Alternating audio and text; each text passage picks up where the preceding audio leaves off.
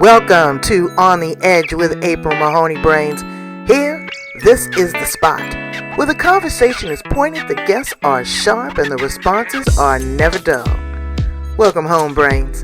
There's only one requirement to hang out on the edge, is that you open your big brain and close your small mind. Did you bring your thinking caps? It's time to put them on, because the conversation starts now. We're going to talk about everything. Eileen Forrestal. Good. Forrestal. Forrestal. We're Yes. going to talk about everything here. It is beautiful in the background where you are.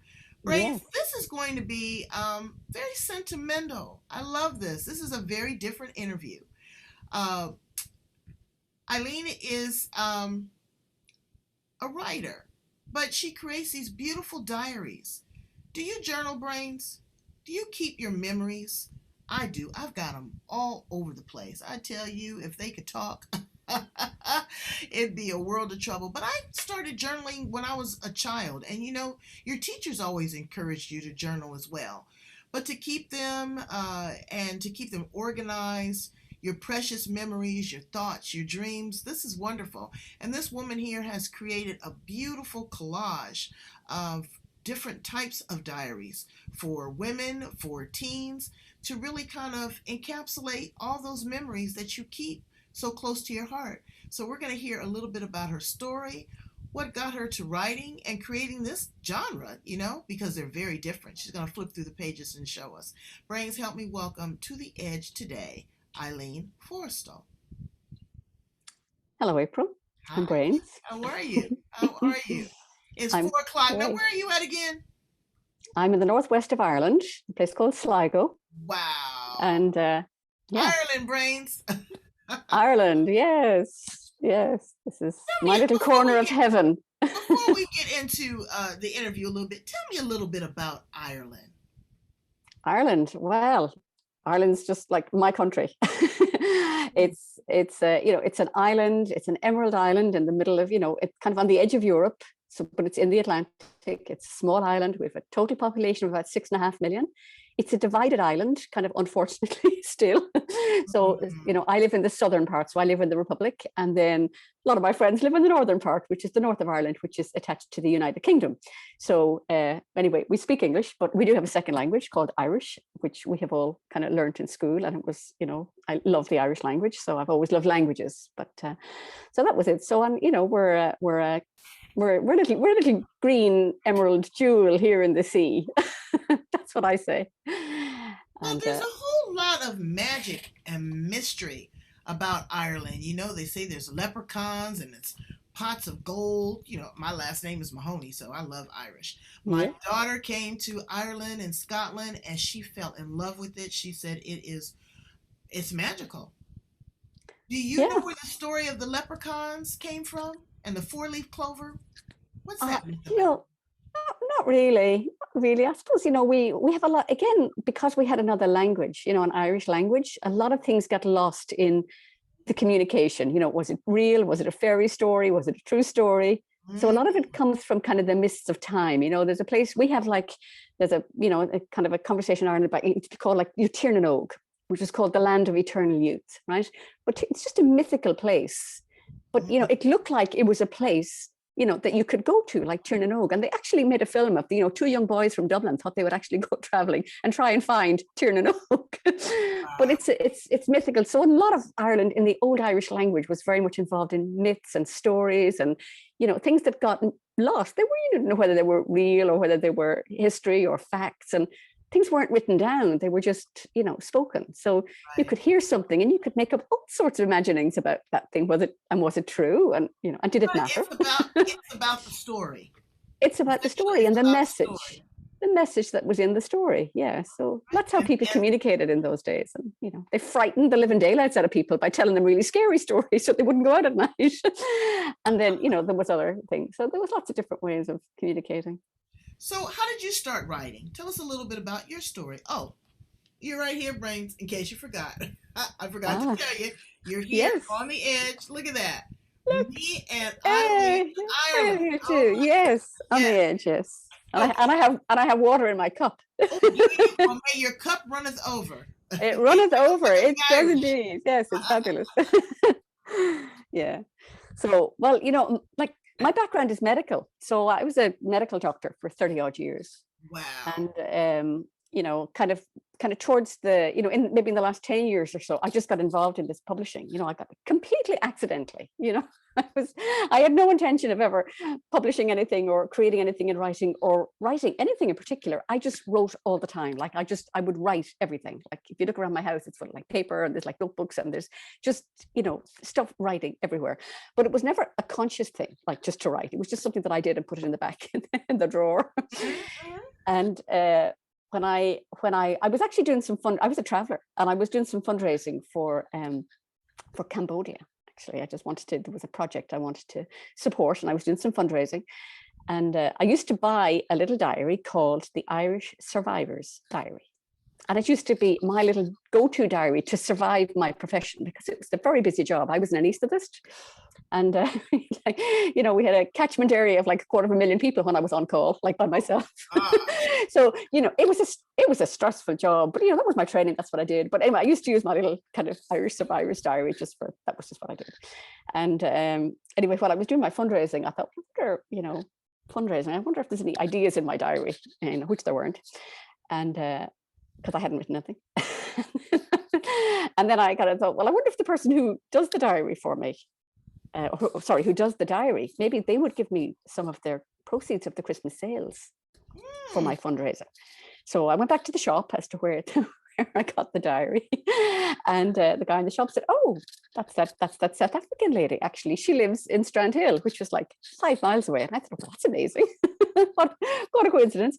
So I popped out to Strandhill and knocked on her door and introduced myself and made my proposition.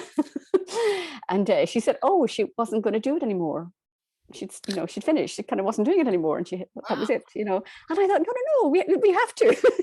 It's my go-to diary. I rely on this. I rely on this. This is my survivor's diary, right?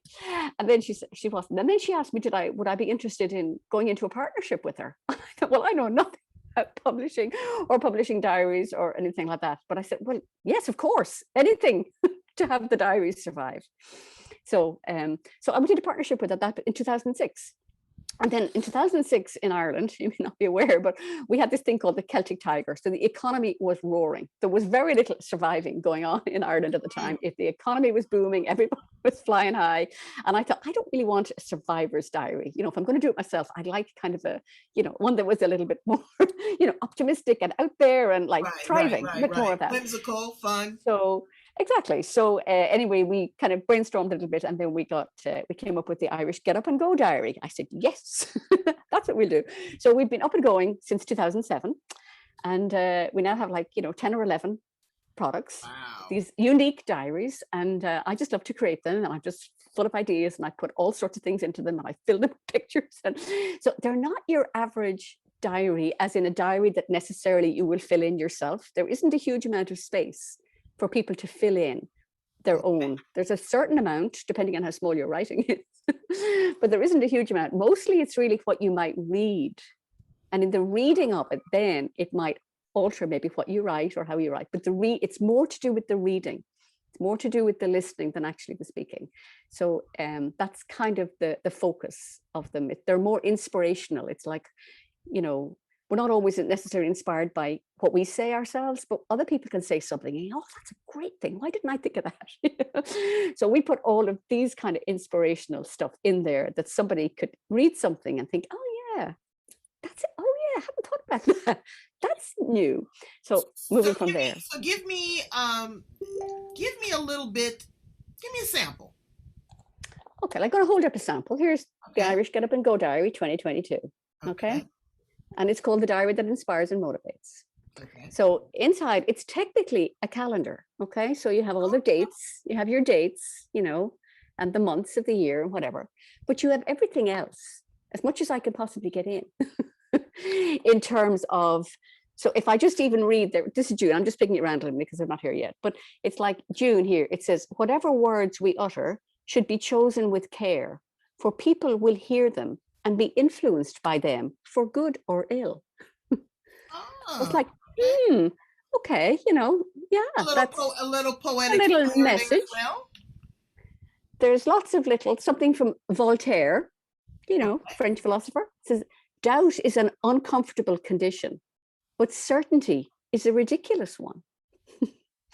And we so dwell in certainty. We're certain the weather's going to be fine tomorrow. Oh yeah. Oh yeah. You Oh know, yeah. we're And certain that person is going to turn up at 2:00. so now you've written them. You've written that one, but you've also written them for youth. Yeah, this is one of it's kind of my favorite one. Oh, that because, one can go. yeah, they're all Get Up and Go. 2021.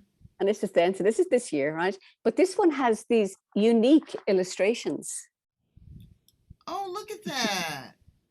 Now, are you an illustrator as well, or you're working with someone?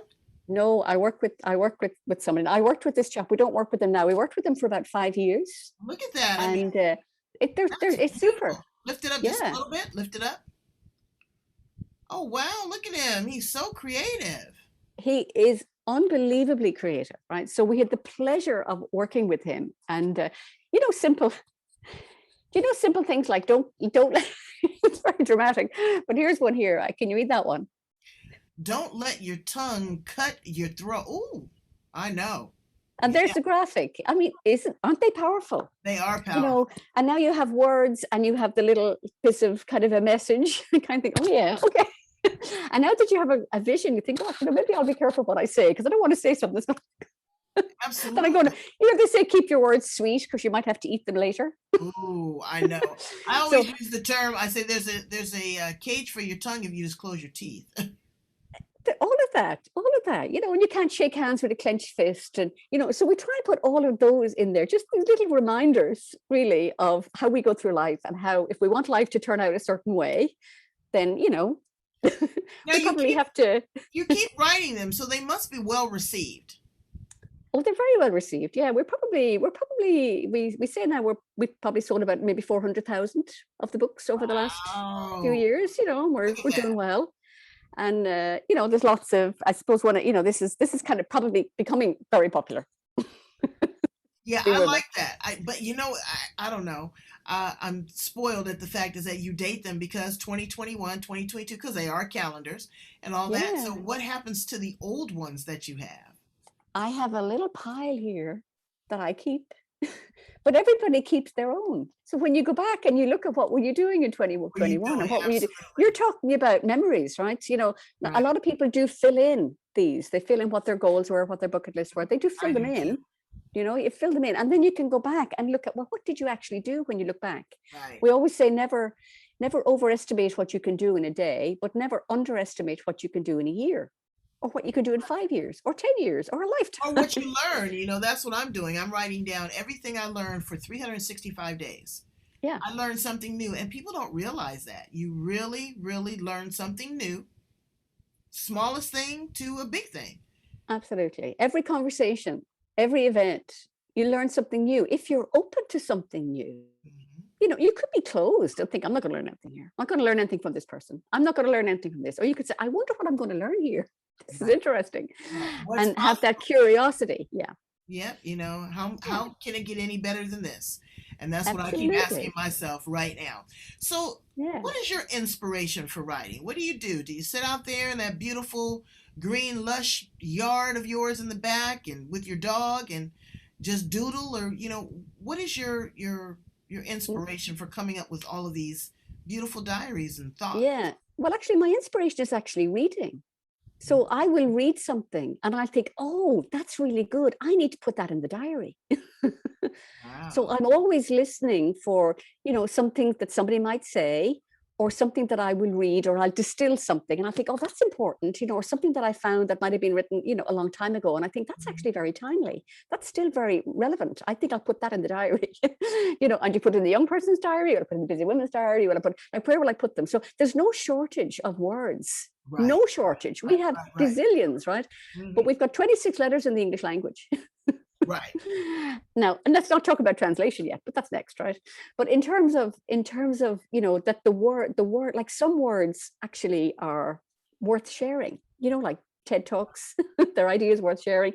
And other words are kind of maybe worth not. It's like that one doesn't really help. That's not a helpful one. Let's just leave that one there. That particular, thing isn't like, but in the view of a kind of a bigger, like a bigger vision or something, like how things could be, like how life could get for people, like how great could it be? Right. And maybe if we actually were a little bit more mindful of how we actually really wanted it to be, and then started doing things like that, and asking for what we wanted. Look at that, wouldn't that be cool? Yeah, As opposed to, but it's that conversation that we don't have with ourselves, or we underestimate the power of our words. People don't realize how much power words have. It's stronger than a gun. It's stronger than alcohol, because it really resonates in a person's soul. People will go back and think of, how he proposed to me, the words he used, or what my teacher said to me the first day of school, or when I was scolded by my grandmother. I remember what she said.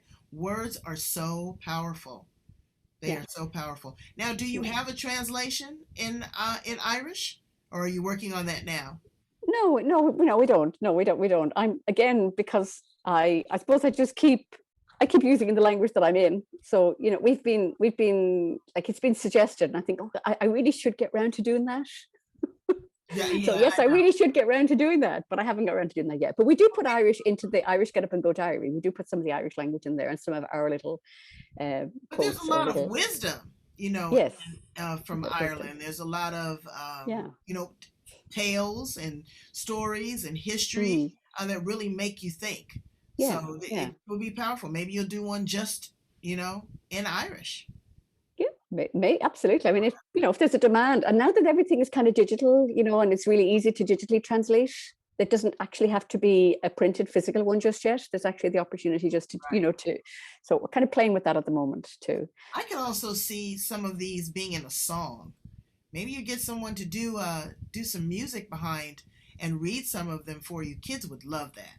Yeah, that would be a great idea. That's really fabulous. Yeah, I love that. Yeah, That'd be a lot of fun. A yeah, lot of fun. So yeah. what do you do for fun and recreation when you're not creating these beautiful written works of art? Oh, well, that number one, it's part of my fun and recreation because I'm actually sharing a lot of it. So I spend a lot of time, connecting with people and chatting, chatting over tea. And I'm retired from the medical profession, so nothing is life and death anymore. So I'm quite liberated. And I live, as I say, in a beautiful part of the world. I like to kind of take the dog for the walk. We can go down to the local forest, and again, we're beaches like all around.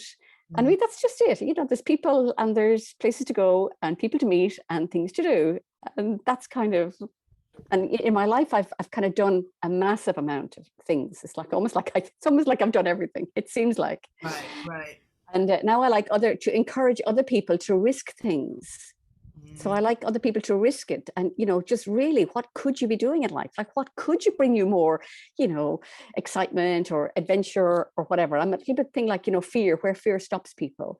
Right. So it's like, what if you weren't afraid to do something? What if you're, I know your thing is like women on the edge, and it's like, I like to kind of be on the edge. I think, well, I'll give that a go. I'm pretty, brave. And it's like, I'll do something.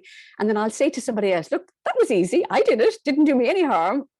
You could give it a go and you could get a different result, but you wouldn't be afraid to, to try something new. So I'm always out there with. So you're not afraid. And I love that. You're fearless. No. You're fearless. Yeah. What has all this taught you in your life? Seeing life or death, being right there as a medical doctor, where we are right now in the midst of COVID, whether people believe it's real or not, take the vaccine or don't take the vaccine. What has all of this kind of taught you?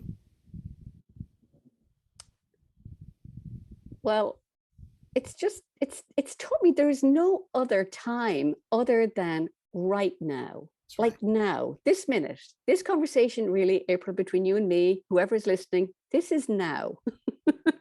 Anything that happened yesterday or last week or last month or last year, like it's fine, but it's not now. And anything that's going to happen, in a month's time or 2 months' time or whatever it is, that's not now either. So it's really like, how much juice can I get out of now? How much can I enjoy now? So it's kind of thinking, well, if I didn't have to worry or, regret the past or, whatever about the past, and if I didn't have to be, fearful or concerned about the future, like I'm aware that there is tomorrow is possibly coming. I don't know it's coming. I may not make up in the morning. I hope I do. But, life's like that, right? Right. So, but for today, for right now, this is really fun. I just, put as much fun into this particular moment as I can. And this is an opportunity. You invited me to come and speak. This is fun. I've never done this before. I've never spoken to April, on the other side of the world. You've spoken to me. I've spoken to my brains, 72,042 countries. Listen to her brains. Exactly. And you know what? And they have never documented their dreams. There's so many people that don't document. And to me, I get lazy sometimes. I don't write in my journal. But sometimes when I write in my journal, my hands just won't stop. And there's so many powerful things. Like I said, I write my wishes, I write my struggles, I write my successes, I write about my family, I exude anger and joy. There's so much that you can put down with pencil and paper. And it's a release when you write. It is a release. It's not like typing on a computer. It's not like just sitting there meditating. It's actually the connectivity. It's actually fluid. It's going from the brain through the heart, out the hand, through the pen onto the paper. It's really, really, it's a magical experience. And I really encourage people to try to do it a lot more. You feel a lot better afterwards too. And then you go back and you reflect, like you said, go back and look at 2020s. Wow, where was I at when I first heard about COVID? Here I am 2021, and what's changed? What's better in my life? What am I doing right here in this very moment that I was so excited about? So it's wonderful. I really, really like that. I really like it. And when you're writing, you're writing right now. You're actually writing right now. And then, you could either look at what you wrote, or you can write something and think, I think I'll go and do that. I'm going to put that in my diary for October. I'm going to book that for October. Right. So you put it in your schedule, and you think, and then it's like you've written it today. And then by the time September comes, you take, the thinking is overrated. I think that's what we're saying here. Thinking is overrated, procrastinating, wondering, whatever. Like if that's what you're doing right now, if you're procrastinating or waiting or something like that, if that's what you're doing right now, it's not really moving the dial. Right. Whereas if you're writing or taking some action or, putting something in a diary, or you're picking up a phone, or you're doing something, then that's what you're doing right now. And then that's where that's where tomorrow gets created in what you do today. So what would you tell a person, Eileen, that's stuck? That just think for a minute that there's no opportunities, that there's no growth, that there's nothing to look forward to. Give them some inspiration, because you're so bubbly. Well, number one, you'd have to ask yourself, is that true? Like, is it true that there is none? You look out there, other people seem to have it. Other people seem to be having inspiration, or other people seem to be having this other, unstuck life. So what are they doing that I'm not doing? Or what am I doing that they're not doing? So number one, look at that, and then think, well, what kind of life do I want? Do I want to be like one of those people, or do I not? And then, well, it's like, do I need to like write something? Do I need to do something different? Because like we say, if we keep doing the same thing and keep saying the same thing, we're just going to have the same thing. So if I keep saying I'm stuck, if I keep saying that, then I'm just going to keep myself stuck. At least if I say, number one, well, I don't actually want to be unstuck. I don't want to be unstuck. What if I wasn't unstuck? If I wasn't unstuck, what would I be doing? What could I be doing? So if I wasn't just, stuck in this, what could I, really? And then start speculating, take that pen of yours or that thing and start writing down, well, I could do this and I could do that. Now, then you could say, well, maybe I couldn't really, but maybe if somebody else could, which maybe if they could, I could, like, have I got the same capacities that they have? Right. Can, like, I have the the same world thing. is full of Do I need some possibilities. help? Yeah. Do I Absolutely. need some help to do it? Do I need some guidance to do it? Do I need somebody to kind of show me how to do it? I don't know how to do it. And if I knew how to do it, then I would do it. So who do I know could show me how? So there's lots of different things. We have really 5 great questions in life. We've got what, where, when, who, and why. And how, excuse me, got six, excuse me, the six, right? Critical six. These are really, really, and it's like, so really, anytime that you think that you're stuck, write down those 5 questions, well, what am I stuck with? Who am I stuck with? Where am I stuck? What is, and then what if I wasn't unstuck? And then just put another little column down there and think, well, really, do I really want to be unstuck? Or am I kind of happy, comfortable being stuck? Because that's one of the that's one of the killers. If you're really comfortable being stuck. Right. And you know what? Because we get comfortable. It's realizing that you are stuck. It's realizing you're stuck. You really that you're stuck. And again, the world is full of possibilities. Yeah. You have to keep asking, how can it be better than this? Exactly. What can I do? What more? What is my calling? What is my responsibility? And wait for the answer. Yeah. You'd be surprised at what you find out. So, Eileen, please tell my brains how to get in contact with you and purchase one of these amazing diaries. I'm so excited. I'm going to put the link on the bottom because I want people to really enjoy this. And kids are going to find it fantastic. I love I can't wait to get mine because I love the visuals. You can even send me an old one. I'll say, yeah, they're on their way. They are. Well, so do you do one for women and for children each year? Do you create a new one each year? Yeah, I create a new one each year. Now, a lot of the content kind of is similar, but no, it's really, they are new. It's like, I just kind of create them. We get a lot of the kind of, I wouldn't say it's like it's brand new because you can't reinvent the wheel. If somebody said something very, in a very kind of a wise, sensible, pithy way, then I'm not going to reinvent that wheel. I'm just going to say it. This is the way, this is the sentence. Exactly. So, and it's like if it communicates, and so it's really newly. Some of the ones now we have like our gratitude journal is just standard. We have a travel journal which is standard that doesn't change every year. And the travel journal gives you a chance to write in lots into your travel journal because they've little travel quotes, and there's a lot of journey is internal as well as external. So, having been a traveler, I learned a lot about the world, but really on the website. So the website is getupandgodiary.com. So that's kind of where all the products are available on the diary, on the diary page. Diary brains. Get up and go. Getupandgodiary.com. Yeah.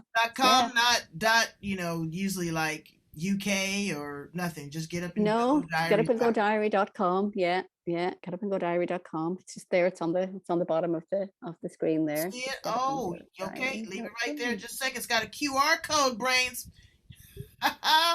Okay, right next to that ISBN. That is and sustainable forests. We like to, manage the paper, the sustainable forests. Oh, I love that. Because my name, Eileen Forrestal, I'm passionate about trees. I'm trying to get the government here to plant like a gazillion trees. I'm a tree hugger. I do my meditation with trees, and I was supposed to be going up to Oregon because I wanted to hug some of those big babies, and COVID. But I'll get up there, and I'll come to Ireland too. Me and my daughter's thinking about renting a castle there and holding a retreat. So maybe we'll come and you and have one of your big tables so that everyone will have a journal. Yes, there's a place very close by here. You can do just that. Really? Well, we're going to talk offline. Yeah, I want to do that. And you'll tell me all the nice Irish pubs so that we can get some good beer. Yeah, well, I mean, right now our culture is a little bit constrained because of what's happening with the C word. Are you in a strong lockdown there in Ireland? What's the thought? What's the behavior there? Well, we're opening up very slowly and very kind of measured. So we're slowly getting back, but I suppose it's that level of confidence that people are still being a little bit distant, and we're not fully open, groups and crowds. We're not fully mingling. We're being very measured. We're doing brilliantly, I suppose, at vaccinating the country. So, good. We're doing that, and there's a lot of people are, wearing masks. We're quite compliant, I suppose. We have been through, in living memory, like a contagious illness. A lot of people in this country, like TB, would have been very significant illness, like in the the 30s, 40s, 50s. Right. So a lot of people would remember that, and that sort of level of contagion, and it was just too traumatic. So people don't want to take any risk really with their health. So we're kind of, we're pretty good at listening to the scientific evidence and listening to people. It's about trust as well. It's like, do you trust the government is looking after you? Do you trust that the health service is looking after you? So, seeing as have been in the health service all my life, I'm very much, this was our thing. We're always trying to look after people and keep them healthy and keep them well, so we just, and that's really where you come from a medical background. You're not out to do any harm. Like doing this, the first rule when you first day in medical school, you dedicate your life to save lives. Yeah, exactly. And have people be healthy so they can, you're just like a soldier. And if you're healthy, you could enjoy your life. If you're healthy, you could enjoy your life. And obviously people there's a lot of sacrifices to be made at this time, because and people think it's long, but it may not be that long. We quote Anne Frank, in the diary kind of recently, and Anne Frank spent like 3 years in the attic. Nelson Mandela spent 27 years in jail. Like it seems like, it's a long time, and we get very impatient because we want it to be now. Right. But we might just have to wait, because nature has other ways of dealing with things. Well, that's what I said. Everybody's been naughty at one time or another, and so now we're all in timeout, all around the world. Kind of a little bit timeout around the world, yeah. Because again, it's like, who do you trust now? Like, and who do you believe, and who do you trust? And there's what they said in the beginning about words. There's so many words bandied around, and you think, well, is this the truth? Is this the truth? Is this the truth? Is this the truth? What's the truth? So you have to kind of come to your thing. But who do you trust, really? And can you trust yourself to make a decision and a choice, and then be happy with your choice? But again, it's like, it's your choice, and we don't have to have other people agree with us. That we don't have to do that. We just have to mind our own choices and look after ourselves and look after other people. You don't bully other people for their choices. Yeah, it's a personal thing always. You're never going to convince anybody of anything anyway. No. That's not what I'm here. That's what I keep telling people. I'm not here to convince you on the edge. I'm here to be able to give you information, and you're going to edit and filter that. You're going to let whatever you feel is important to you sit in your brain, because that's what we do. We provide options and we provide information, and you have been a wealth of both. I love that. This has been, so different and relaxing and fun. Brains, words are powerful. Record them, document them, share them. You can share them, with your children. I've went back and read my grandmother's diary. Wasn't much in it, but it was just the fact that she sat down and I could see her with a pen and paper and writing her thoughts and her memories and her wishes and her dreams, and some of them came true. So again, thank you so much for being a dream catcher and not a dream crusher, Eileen. And we will definitely keep my brains informed on what you're doing every year, because she comes out with a new one. Okay. I look forward to having you back here on the edge. Okay. Okay. Thank you so much, April. That was lovely. All right. Lovely talking to you. Bye, brains.